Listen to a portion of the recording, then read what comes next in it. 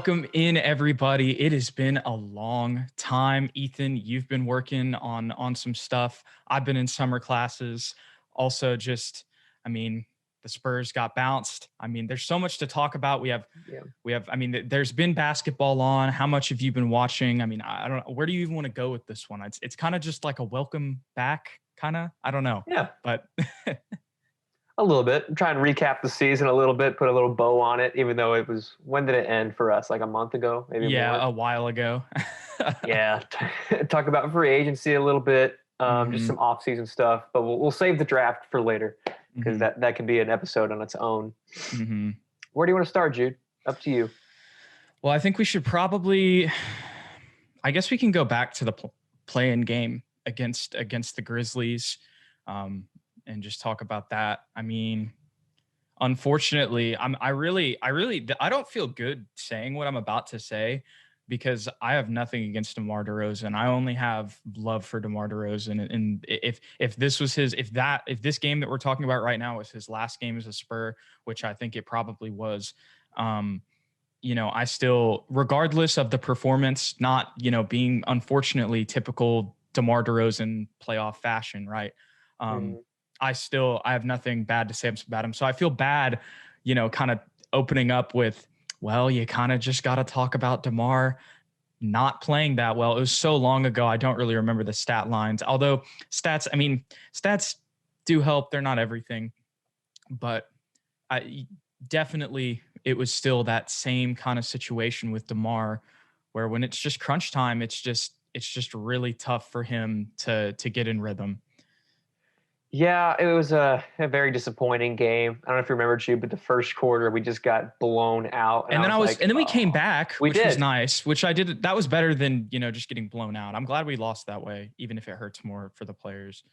Yeah, it was really an unfortunate game because our two best players, keep in mind Derek White was hurt, so he wasn't playing, but DeMar and DeJounte, at least as far as leading the offense goes, they just had off games. DeMar had 20 points, which is nice, but he was 5 for 21 from the field. And then DeJounte was 4 for 17, only had 10 points, 11 assists and 13 boards, though. So he finished with a triple-double. But yes, I remember that. Yeah, pointless triple-double. Yeah, he just couldn't score. But shout out to Rudy Gay. He had 20 points off the bench, kind of sparked that comeback there for a little while. He did have a good game. And that might have been his last game, too. So honestly, yeah. Which we can jump right into that if you want to, Jude. If you want to jump in. I think that was just a good little, talk about this because the fact that we're talking about this game, this could be such, honestly, I think that this could really be, even if not much happens for the Spurs this offseason, I think that this is still the first time in basically 22 years it's the first time ever in franchise history that they've missed the playoffs in back-to-back seasons. But on top of that, it's just the first time in 22 years that they're really at a transition point and they're like, okay, we don't have a star that's going to win us a championship. We don't have this is really this is the rebuild time. Will it happen? That's a good question. Yeah, it is a good question. Because even in that game, Rudy and Patty were still playing the majority of the minutes. And maybe this was just, the sayonara game where Pop was like, all right, let's just, one last time, roll it out with these veterans, and see if they can pull us out. And, maybe that was just the case. And it was, that was going to happen regardless with the way that the season had gone and the way that the minutes were near the end of the year. But at the same time, it also, to me, is a very clear indication that what we were doing this year, even though it was successful before the COVID, unfortunateness. Yeah, that's not a word, but the unfortunateness of that situation. This was the team. That was the epitome of this team for the rest of the season.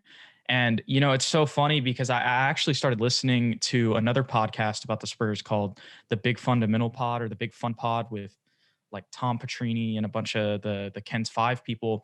And they have very different opinions than a lot of Spurs fans and Spurs people that we talk about. They're super high on DeMar. I don't know, I could go on and on, but I felt like this was a very obvious representation that now this is the time to move away, from all of the old, I mean, I don't want to call them old, but to, just move away from the veterans and really start focusing and playing these young guys. Like the fact that Devin Vassell wasn't getting consistent minutes, to me, I don't know. I mean, I get all the trust in Pop stuff, but I don't know. Does there come a time that an old dog can't learn new tricks, Ethan? Yeah. And I think that was our biggest issue with the vets, other than Patty, because Patty was raised in the Spurs system. Other than his defense being really subpar, I happen to really like Patty's game. I think he's our best shooter on the floor. But when it comes to Rudy Gay and DeMar DeRozan, I don't think they ever necessarily fit the Spurs system. Mm-mm. And we've talked about that a lot. And we forget, and I think I've mentioned this on the show before, Rudy was signing under the impression he was playing as basically a sixth man with LaMarcus Aldridge and Kawhi Leonard. Mm-hmm. And Manu was here too. Yeah, point is, Rudy signed on with that team because he thought he could win a championship. And yes. I'm happy that he stayed still when that was the unfortunate for him and for us, not the truth. Mm-hmm. Because I mean, Kawhi Leonard's now in Los Angeles. So yeah. I think it was just since 1987, right? That was the year we drafted David Robinson. Mm-hmm. Since then, our identity as a team has been defense. We've been predominantly a defensive team. Win now. Yes, it's been older guys that are really, really phenomenal at defense with a lot of good role players surrounding our David Robinson, then Tim Duncan, then eventually Kawhi Leonard. And when we replace a guy like Kawhi Leonard with DeMar DeRozan, and then we lose the big three, I mean, DeMar's a fantastic player. I love DeMar DeRozan. I don't think he's a number one option, and I also don't think that he ever fit the Spurs because he didn't play defense very well. He got better this year. He got better. He's never been a two-way. I think we try to change. I just appreciate him trying to improve for the Spurs because he was just in a crappy situation. Yeah, 100%. And I think Pop has talked about it with LaMarcus Aldridge too. Pop tried to change LaMarcus's game to be more like Tim Duncan, and then that made LaMarcus almost leave. Was it 2018 when he was like, on draft night, everyone thought he was going to get traded because he was like, I'm done with the Spurs. That. I totally forgot about that. And then Pop was like, that's on me. I try to make him someone else. Let's let LaMarcus do what he wants to do. And then he was an all-star, so it ended up working out. But we haven't been that Spurs team that everyone knows and loves that made the playoffs for 21 years in a row. I don't know about the loves part. I mean, I feel like most NBA fans maybe not love the Spurs. They at least respect the Spurs. But they appreciate what they are when they're at their peak. I see what you're saying. Yeah. Okay. No, that's a fact. We're not a hated team. I love the Cowboys. We're not the Cowboys. Like we're not like that. But yeah, I just think it's going to be time. I don't think DeMar wants to come back, and I don't blame him for wanting to come back. I don't think Rudy's going to want to come back. Patty probably wants to come back. It just depends on how much. I don't know. Does Patty want to come back though? Because the thing is, like, are the Spurs going to pay Patty Mills money that, like, I don't know, the Bucks might pay him or something? Like, you know what I'm saying? I mean, I don't know if the Bucks have money, but like a team like that, you know what I mean? Like the Lakers or something, I don't know. So, and maybe that's completely wrong. I think that out of all of them, if somebody does come back, I think Patty is the most likely. But this is just me. Maybe I'm crazy. I still I think that Trey Jones is the way to go as the backup point guard. I think that he's as much as, like, Patty is a phenomenal shooter. He helped us close out a championship in 2014. He got better this year as a shooter, although he cooled off. And even at the beginning of the year, I liked his defensive effort, even if, like you said, it was subpar for the majority of the season. But at the same time, I look at Trey Jones. I see more of a ball handler who can run the point and run the Spurs system, which is what they need. And he's also a way better defender. And I think that we've seen with Patty Mills that, yes, you have his shooting, but you sacrifice. And he's pretty good at playmaking, but a lot of times this year he was running off screens. He wasn't the ball handler in that second unit. So you lose the ball handling and you lose the defense. And I just think, like, yes, Trey Jones isn't going to be Patty Mills from the 3-point line, but Trey Jones is also going to be probably like a 35% shooter from the 3-point line. And I feel like that's a low mark. Like, I feel like that's being conservative. So, like, I don't know. I don't think that for what you give, the little you give up in shooting with Trey Jones, you get so much more in playmaking and defense. So that's my take on that.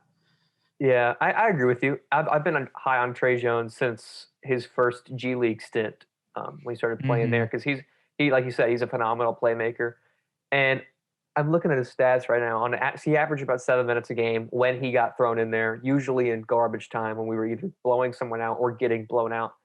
Averaged 2.5 points and 1 assist. I think if he stays the same, if he gets the same minutes as Patty, he probably averages like 10 and 5, which isn't like huge numbers, but that's pretty decent. Because Patty averaged 11 and like this 3. is okay. Take what I'm about to suggest with a grain of salt. But what are his per 36 minute stats? Can you see that? Ooh, let me see if I can. Because that'll give. I mean, these are going to be a little bit blown out of proportion, so take them with a grain of salt. But this is technically a representation of what it would be if he was playing 36 minutes. And I can try to find them right now. Are you on Basketball Reference? No, I'm on ESPN. So okay. you might want to look that up. I'll look. But yes, keep talking, Ethan. Keep talking. Yeah, and I was just thinking about the vets, the 3 guys that could potentially come back, probably won't. For our record, we might go down a little bit, honestly, if we want to be completely real here. No, we're not going to be as good as we were this year. Which is saying something because we really weren't that good this year. But I think it's going to help guys like DJ and Derek because now they won't have to rely on those vets. And now the training wheels are off, so they can actually grow as the leaders and vets of this team because they've been here for a while. Like, I don't think DJ and Derek, I don't consider them a part of the young core necessarily. And especially not Derek with how old he is. Yeah, they're up there. I mean, not up there. And look at their contracts. Yeah, they're getting paid. They are legit like NBA players. So yeah, they're leaders. They're the leaders of this team. And when I look back on this season, Ethan, there is one game that sticks out to me, and it was the last game before a lot of guys got COVID, and that is still that Charlotte game. I know that Gordon Hayward was hurt in that game, or maybe it was LaMelo. I can't remember, but it was the game where Derek White had 26 and DeJounte had 25, and they just took over the game, and they shot well. When they do that, the Spurs are a solid team. And I know that may sound crazy, but I think that if those 2 guys are doing that consistently, the Spurs team next year could compete for a 7-8 spot. Nothing more than that. I'm not going to go anything crazy. I think that that's possible. Will it happen? I don't know. I think I'm with you. Probably, most likely they're not going to be averaging 25 and 26. If they are, that's awesome. But probably not. Anyways, going back to the per 36 minutes thing, Trey Jones, 12 points, a steal, and 5 assists per 36 minutes. So there you go. For what it's worth, which isn't much, but that's solid. That's better than Patty. That's it. Yeah, that's a solid backup. What you want, and even though he didn't take many threes, but technically he didn't even take 1 3 in total per 36 minutes. But yeah, that's something he's really shooting 60%. Yeah, he really needs to improve on that. Just kidding. But honestly, through the bench unit, if he's the guy being the primary ball handler, he won't necessarily have to shoot that many threes. Then Lonnie can play off ball. Yeah, or Devin. Devin Vassell and Lonnie Walker can play off ball, running off screens. Luka Samanic, perhaps. Maybe he'll finally get some minutes if Rudy's not there. Is like the thing is though, do they even like want to do that? Do they think that he's ready to play? I mean, maybe you can say, okay, we spent this 17, we picked him before Keldon Johnson. So maybe we should just play him for this year off the bench and see what he's made of. And then we can decide whether or not we want to continue with him on the roster. Because on those rookie contracts in those 3rd, 4th years, you have team options. So they could play him this year just because they know like, okay, we're just going to roll with DeJounte and Derek. But I don't know what's going to happen this offseason. That's the other thing. I know at the beginning of this, we wanted to get into free agents, and I kind of went off the rails there just talking about these guys. But So if we look at our free agents, right? Trey Lyles, we know for a fact, not coming back. Gone. Not coming back. DeMar, there are some people who make an argument for paying him. I just think that DeMar DeRozan wants to go play somewhere where, I mean, I don't know. There's a lot of the LA stuff. So I don't know. I mean, maybe the Lakers do something to get him after getting bounced in the first round. Maybe. I could honestly really see that. Obviously, they'd have to trade the whole roster. But I don't know. Maybe there's a sign and trade there. I could actually see that. Who do I want on the Lakers roster? Absolutely nobody. Yeah. So don't give me Kuzma. So y'all can just go ahead. I'd rather, like, unless you're just going to give us picks, like that's the only thing I would really want from the Lakers. And those picks aren't going to be that good if you trade them DeMar DeRozan. Yeah. So it's almost like, why even do that? But I mean, there's a lot of potential landing spots for DeMar DeRozan. That's not what we're talking about, but probably most likely gone. Yeah.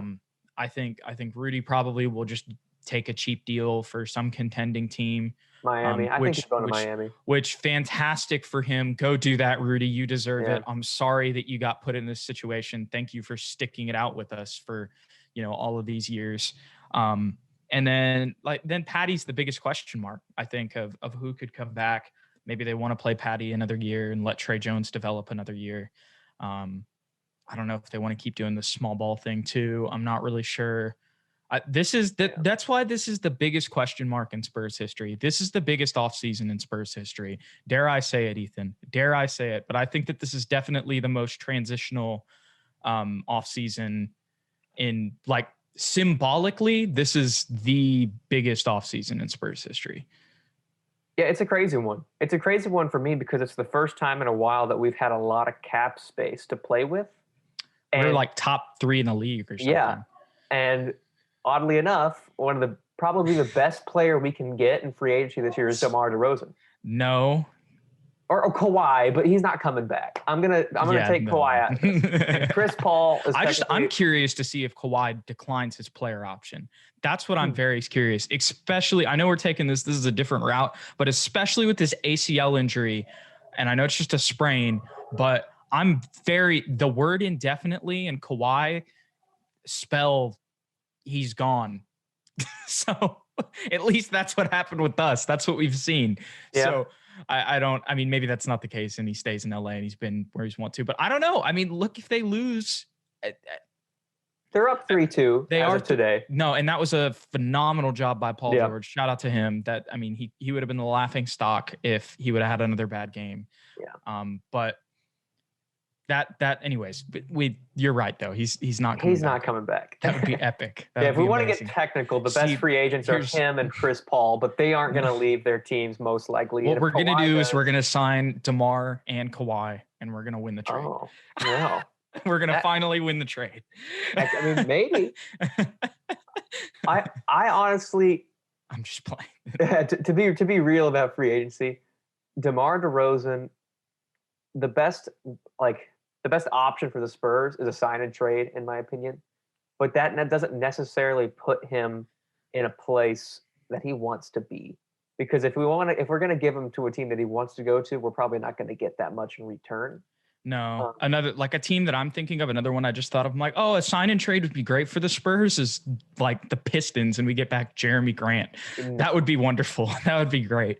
But that's not going to happen. No. So my top 3 free agency targets for the Spurs, 2 of them, or maybe even all 3 of them, I have to look, are restricted free agents. Okay. And that's John Collins, Lauri Markkanen. Yes, and who Jared else? Allen. Okay. Okay. Jared Allen is actually who we need to get. And I'm sorry, Drew Eubanks. I mean, we can still keep Drew Eubanks, but he just won't play. Yeah, probably. But I think that Jared Allen should be the top target for the Spurs. I think that would actually be a good investment with our money. And I wouldn't be mad at a big, we'd still have a little bit of cap space left, but at that point, we'd literally be choosing between Keldon Johnson and Lonnie Walker. That's another thing that Spurs fans need to understand, that all these young guys that we're getting attached to, one of them is going to get booted because we're not going to have the money for it.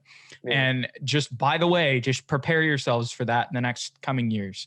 So the only thing that scares me about Jared Allen is because he's such a great young player right now.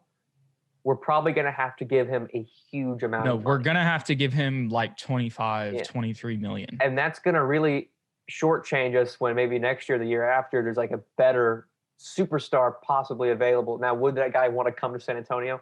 Probably not. But if we didn't pay Jared Allen, we could probably throw everything like at him at the next big thing and potentially, get our superstar, because that's everyone's criticism of the Spurs. We have a bunch of solid players and then nobody to lead us. Like we're just a bunch of nice role players right now. So that's what people think. But the problem is Derek White went through an injury-plagued season. And I didn't say season right there, but ignore it. But here's the thing. No, I can't. No, but look, I genuinely actually believe that Derek White is a number one option. And you can call me completely freaking delusional, but I genuinely believe, okay, maybe not a number. Do I believe that he's a number one option? I don't think he is skilled enough offensively at his size to be number one option. He could be maybe a 2 or a 3. He's 6'4". Yeah, but he's a shooting guard, and he's not as good as Donovan Mitchell. Is he really a shooting guard? I think it's time to have the trade DeJounte conversation. I'm just we're getting deep. No, we're not going to have that today. And that is something I've thought about, but I'm not ready to hop on that train yet. I'm ready to, but the thing is with the Spurs though, so Derek and DeJounte are 6'4". So I feel like that balances out like the size thing in the backcourt, because even if you want to call Derek a shorter 2, which I don't really think he is in the modern NBA, I think he's honestly he's taller too than a lot of these guys. Bradley Beal's 6'3". Yeah. But just having a big point guard too to kind of offset that, or bigger, obviously DeJounte's skinny as hell, but yeah. Those two guys, like that kind of offsets the size thing, in my opinion. But it's a good tandem as far as size goes, for sure. I have a hard time thinking that Derek is going to play at the same level as a Bradley Beal or a Donovan Mitchell or any of these guys that are around his size that play around the same way. And that's the thing. Okay, go ahead. My bad. No, that's good. I think he passes better than a Bradley Beal. I just don't think he's ever going to score at the same clip as those players are. Okay. Yeah, I see what you're saying. I think maybe I don't know if he can put up like 50 or, like have a 50 piece or a 40. I think he could have a 40 piece. But like a 50 piece or something like that, like Tatum's been doing, like, or a Luka, like an on and off hand. I don't think he could do that. I mean, I don't know. Maybe he could. We don't know. But I think that he could be. I actually disagree with you there. I think that he could be a Donovan Mitchell type player or a Bradley Beal or something like that. I mean, not necessarily a Bradley Beal. He's a different, because Derek's very unique. Yeah, he doesn't play like they do. But I feel like the number one option, you have to play a little bit more like them. When he got in rhythm before that injury, in the last 5 games, he was averaging like 22, 5, and 5. And I think that is Derek White at his purest form when he's fully healthy. That is what I'm trying. I really genuinely believe that Derek White is a 20-point scorer with 5 and 5 and great defense. So maybe that is a number 2 option. Maybe, you know what I'm saying? So yeah, that's the thing with Jared Allen, going back to him, and the reason that I like spending money on him is I haven't looked at to be completely honest, I haven't looked at the free agent class going into, like, not this year, but next year. So I don't know, maybe there is a free agent center that's way better than him that we could go after, but will there be a better center? You know what I'm saying? Like when, and he's 23, you know what I'm saying? So I would love to have him and start him, and then you can have Pirtle off the bench. And I think that he would be a little bit more effective off the bench too, just because of, the talent level that he's playing against. Sorry to interrupt you. Jared Allen is restricted. Yes, he is restricted. So Cleveland could match any offer that we decide. That's why I'm saying at the end of the day, those 3 guys that I mentioned, all restricted. The only one I could see that maybe wouldn't get matched is Lauri Markkanen. But he's the 3rd of those 3 guys that I would like to have because he doesn't play defense. And I think he's going to be way too expensive. Probably, yes. And I think he's probably hit his ceiling a little bit. And maybe the Spurs could pull a little bit more potential out of him, but he's been in the league for a while. And I think he went up and then he just went back down and kind of has plateaued a little bit. Because when you're not getting that many minutes on Chicago's team, like that's kind of a sign. But he is he can shoot the three, he can space the floor, he's tall, he plays the 4 and the 5. I mean, he fits what the Spurs need, but I don't think we're going to get the same. We might as well just develop Luka Samanic. Yeah, which I think we should, honestly. If I think Luka Samanic should get a little bit more playing time. Probably not out of like you mentioned, is he ready? It won't be because he's ready. It'll be because we don't have anyone else at his size. I don't mind playing him off the bench for a year. I really don't, because next year's probably a wash regardless.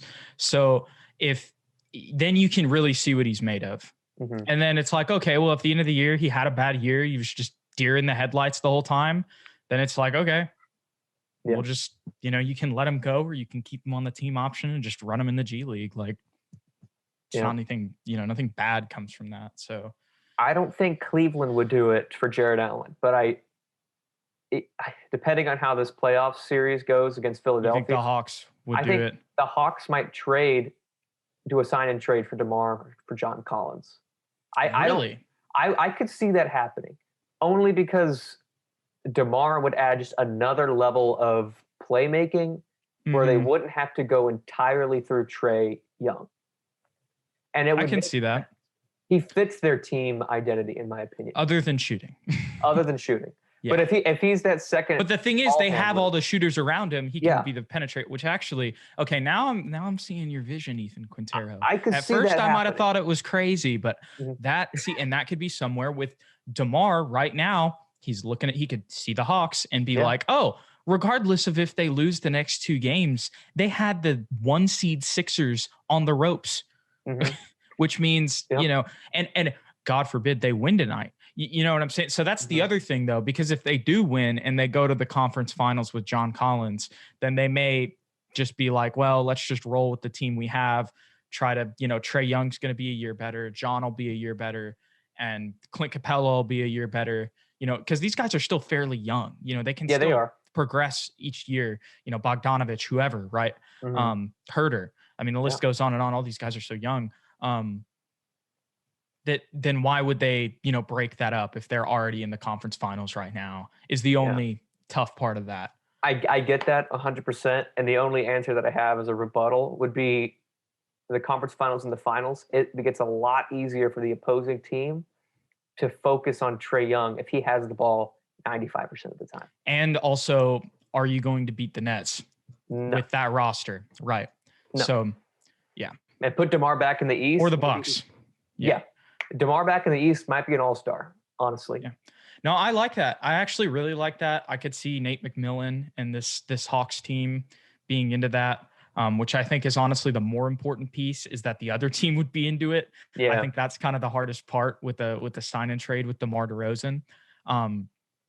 So I could see that because he could easily just be, okay, go get a bucket, go penetrate. We saw what you did with the Spurs of how you can pass out after you draw attention. Do that with us because we have way more shooters than the Spurs. So many shooters. Yes. Imagine Trae Young, Herter, Gallinari all around the perimeter. And if they want to run small ball, they can run Gallinari at the 5. Yeah. And they can throw Bogdanovich out there too. And then it's just complete shooters in DeMar DeRozan. Yeah. Which is DeMar's dream come true, honestly. Because now he has the paint is wide open because no one's going to be in there and he can go nuts. And then I think John Collins would fit beautifully next to Keldon and I guess Jakob Poeltl at the center spot because he can stretch the floor. He's a better shooter than DeMar DeRozan. Absolutely. He's got that young athleticism. Him and Keldon flying high, go and get oops for each other. That'd be beautiful. And I think he would fit the new wave of Spurs players as far as scheme and what we're looking to do with speed and running in transition and stuff like that. Yeah. At first Jared Allen was I was saying that was the one that had number 1 on my list. But I think now that you're talking to me about this, I actually think that I would prefer John Collins, especially with what we're seeing, I mean, I haven't really I haven't really watched that Hawks series. I mean, I've been paying attention to it, but I haven't really turned it on. So I can't really assess how he's playing. But just having that playoff experience, that is just going to be another asset that Jared Allen would not have. So, although I think he might have played with Brooklyn in like that one series, but I don't think they got to the second round. So no, they didn't. Yeah. So this is still more playoff experience than him for sure. And to be fair to Atlanta, you were talking about John Collins and like they're playing well right now. He is averaging 15 and 7. So he's not like a scrub. Like Atlanta wouldn't be looking to get rid of him. It would just be about them thinking. And numbers aren't everything too. Yeah. They know what he does with floor spacing, and they know that he can have a night where he can go for 30 and 10. Yeah. The only thing with John Collins, I don't know. So I could be completely wrong. I don't know how good of a defender he is.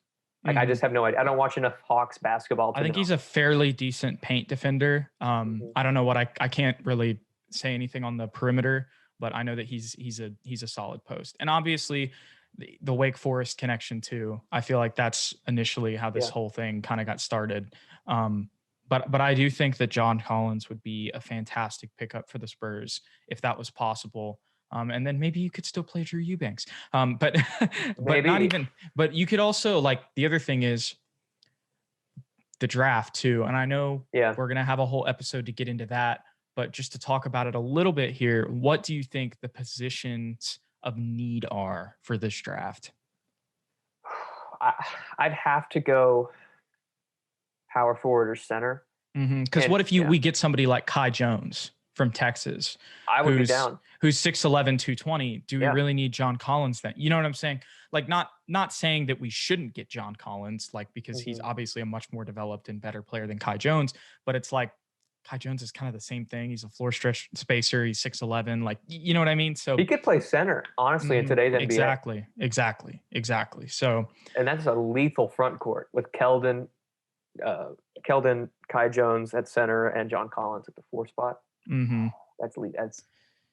That's another thing that you're mentioning here that I think we both agree on, and I think that I may have not agreed on it at first, but now I definitely do, is moving Keldon to the 3 permanently. I think that that's going to really make him a lot better. I know I may have pushed back on that initially, talking about him boxing out Jokic, and that's awesome that he can do that. But at the same, I now that we're sitting here on June 17th, Ethan, I completely agree with you. I mean, and don't get me wrong. I mean, he played valiantly at the 4 spot, and if we want to combat small ball, he's a good asset to have. Yes, he can play both. I just think that when we're playing these teams that are so much taller and longer, he gets beaten, and not because he's bad, just because he's shorter. Yeah. And we could easily just counteract that by getting a better 4 spot, moving him to the 3. Yep. It's like when he's playing against Kristaps, he can play as great defense as he wants to. That's not going to change the fact that Kristaps is 7'3" and will just shooting over a chair. He's just like Keldon's so low. Yeah. Just not even fair. But other than those 3 guys, I actually did find a couple more free agents that I was kind of interested. They would not be necessarily expensive, and they could fill some holes for us if Rudy and DeMar. This is all if those 3 guys don't re-sign with us, which we're just kind of assuming this. Yeah, which I think is likely. And at the 3 spot, I think some guys to potentially kind of round out the bench unit and provide a little bit more shooting, which we desperately needed this season. Doug McDermott, he can play 3 in the 4. He would basically be a spot-up shooter for us. God-awful defender. Yeah, but I watched him in the Indiana series, and he was, or the Indiana play-in games, because they're not in the playoffs. And he was probably one of their top 2 players, including Sabonis. Him and Sabonis were... No, and he did go for like 20 or something in that first half. Or first quarter. It was insane. And I think we could disguise his defensive liabilities potentially, because he's not somebody I would mind playing over Luka, like at that 4 spot. I wouldn't mind that off the bench. That's reasonable. Yeah, and we could have a bench unit of Trey Jones, Lonnie Walker, Devin Vassell, him, and maybe Luka at the 5 or Pirtle, at the 5, depending on who's our starting Banks, whoever. Yeah. And at the same time, pretty much the same player as Doug McDermott, but a better defender, Alec Burks at the Knicks. I like that. I like it. I would like an Alec Burks pickup. He could potentially be what we thought Damari Carroll was going to be a couple years ago, kind of fill that role. And lastly, 2 centers. that we could potentially get cheaply that could be a backup center or even start over Jakob, depending on how well they play. And that's Nerlens Noel, who would play with the Knicks this year. Very much a role player, not going to be a big minutes, not going to be a big points guy. And Dwight Howard. I think we could also get Boban. He's in this class. Boban's also there. I think all three of those guys would fit. I would love bringing Boban back, like just even to be like the third stringer. Like, I wouldn't hate that. So that's the other thing. I think that the center position for the Spurs is super interesting as well, Ethan, because you have on contract, if you want, for a fact, you have Jakob Poeltl on contract, and Eubanks you have on contract too. I think he might have a team option, even though it's like 2-year team option. It's a weird contract. Yeah.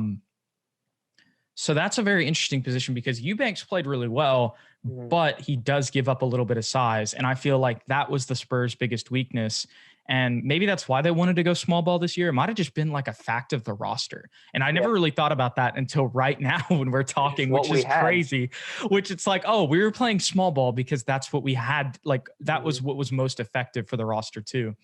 And while I think that you can play small ball effectively, kind of like you're seeing with the Clippers, but the problem is the Clippers are doing that with like 6'7", 6'8", like 6'9", long wings, right? The Spurs were doing that with 6'5", 6'4" guys. So like, yeah. And I think we honestly in today's NBA, everyone talks about small ball. For the Spurs, I think a small ball needs to be 4 guys that are maybe undersized, and then we still need one guy that's like a traditional center. You know, a 7-footer like a Jakob, but I think like a Nerlens Noel and a Dwight, they would get rebounds and they would defend slightly better than Jakob, in my opinion.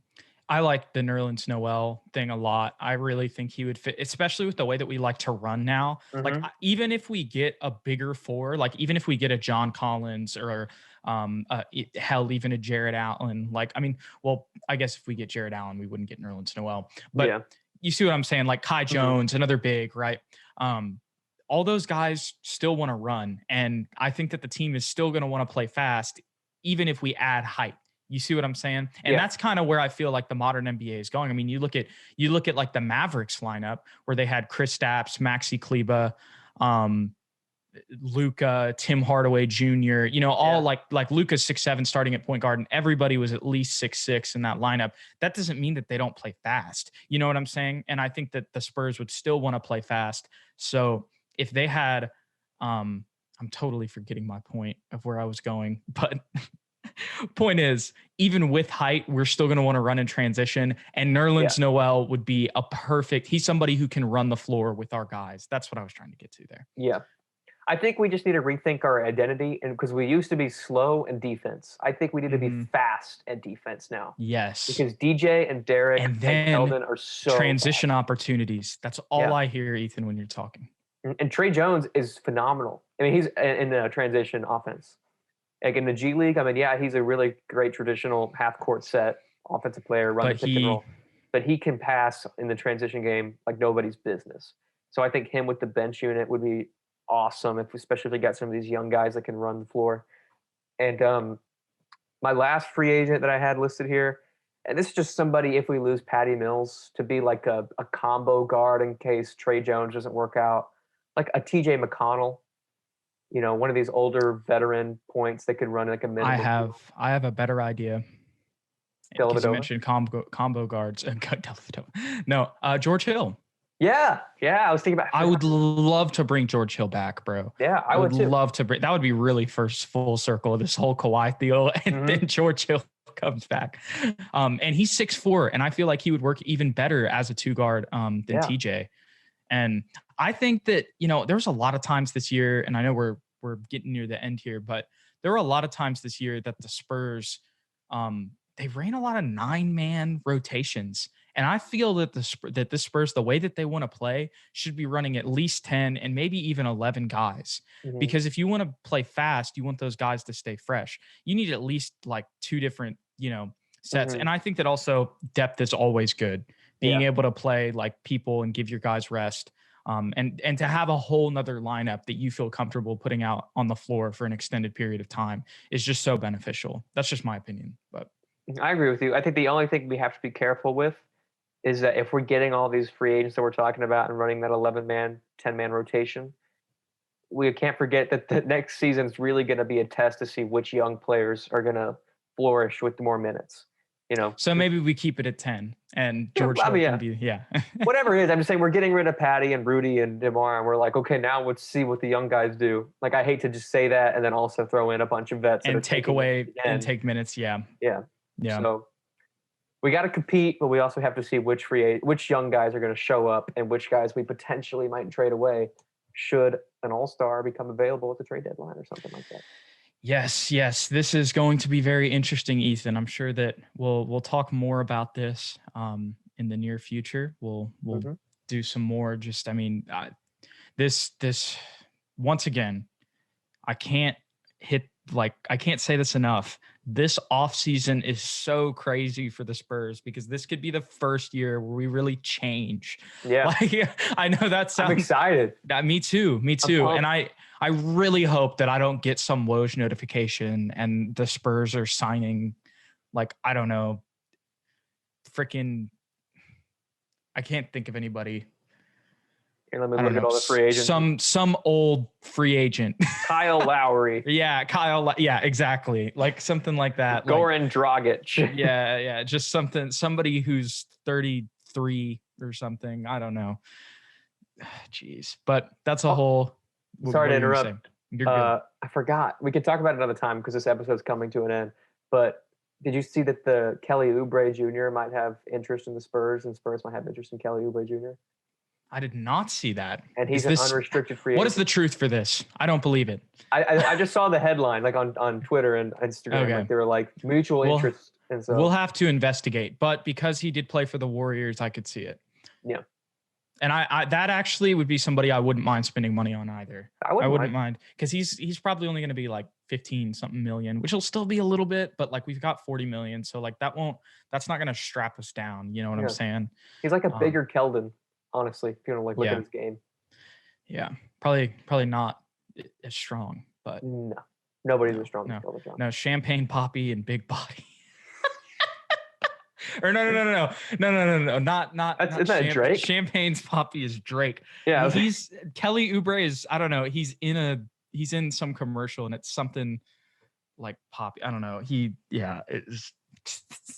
He's funny. He's a samurai. I don't know what it was. Something like that. I forget, but I'm butchering it. No, you're good. You're good. We'll figure it out for the next episode when we talk about Kelly Oubre Jr. in depth. All right, y'all. Thanks so much for tuning into this episode on YouTube, or if you're listening on podcast platforms. We will be back. We will be putting out content. We have some lives and we were doing some stuff, but we're also still doing this. So don't think that just because there's not anything coming out that we're done or we're quitting or anything like that. And I will get to the positional breakdowns. I will continue to do those. Ethan, if you want to hop on any of those too, and the times work, we can do that too. But I did that before my first week of summer class. And then I got into summer class. I'm like, oh, this is a mini semester. So everything's super fast paced and I have to get things done on the daily. But that doesn't mean I have the weekends off, which I still do. So that wasn't the right wording there. But anyways, point is I'm making excuses. I can do that. And I still want to talk about it. We will get all of those out. It'll be a 5-part series, every position before free agency. Hold me to that. I will. That's it. There we go. All right. Thank you guys so much for watching today's episode. We'll catch you guys in the next one. It's been fun. My name's Jude. That's Ethan. This has been SSPN. Catch you guys later.